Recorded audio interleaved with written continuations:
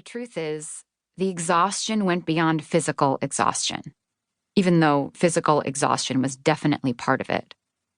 The exhaustion was stemming from an even deeper place. I'd been operating under so many beliefs that I'd never consciously recognized.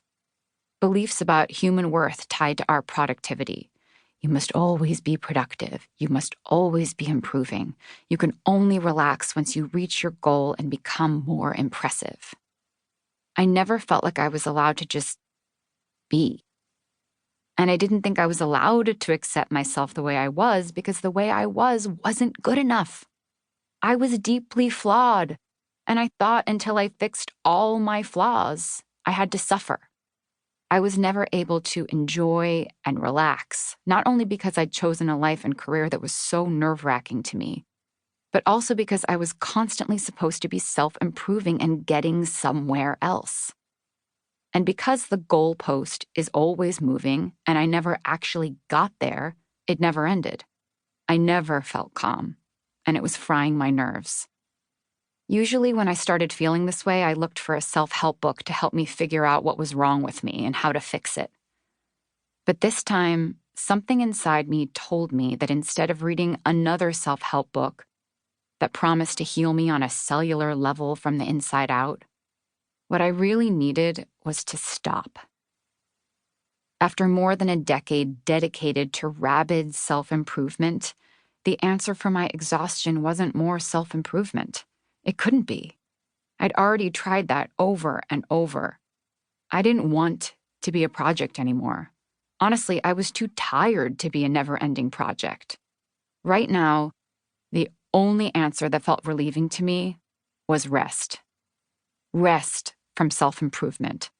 Rest from the grind. And if at all possible, rest from my own cruel mind.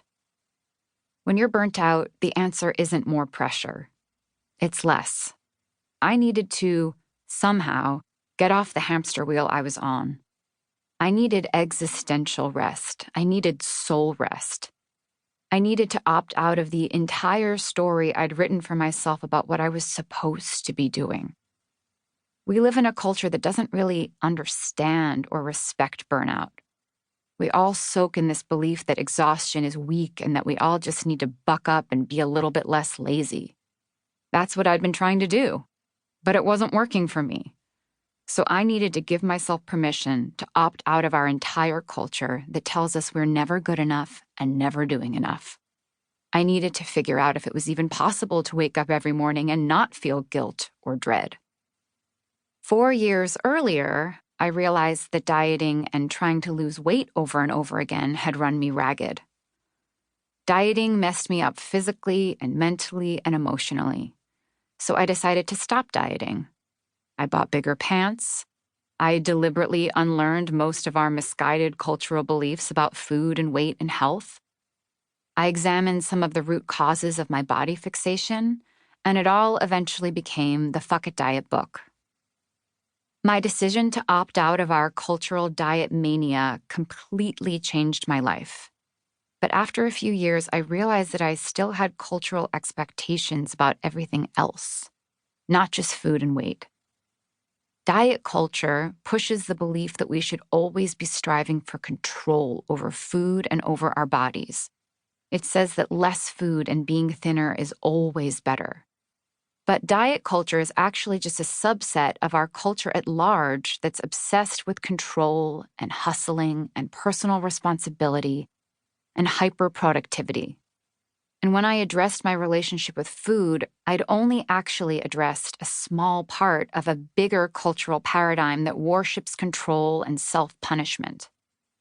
So now I needed to say fuck it to all the other cultural expectations that were still invisibly strangling me. I had to address hustle culture's hold over me, where every single fucking second of the day I expected myself to be working, hustling, and being productive. And the way I was deciding to opt out, I was going to rest. I was going to give myself a significant healing period of rest. And just to be extra dramatic, I decided I was going to give myself 2 full years to rest. I wanted it to feel radical.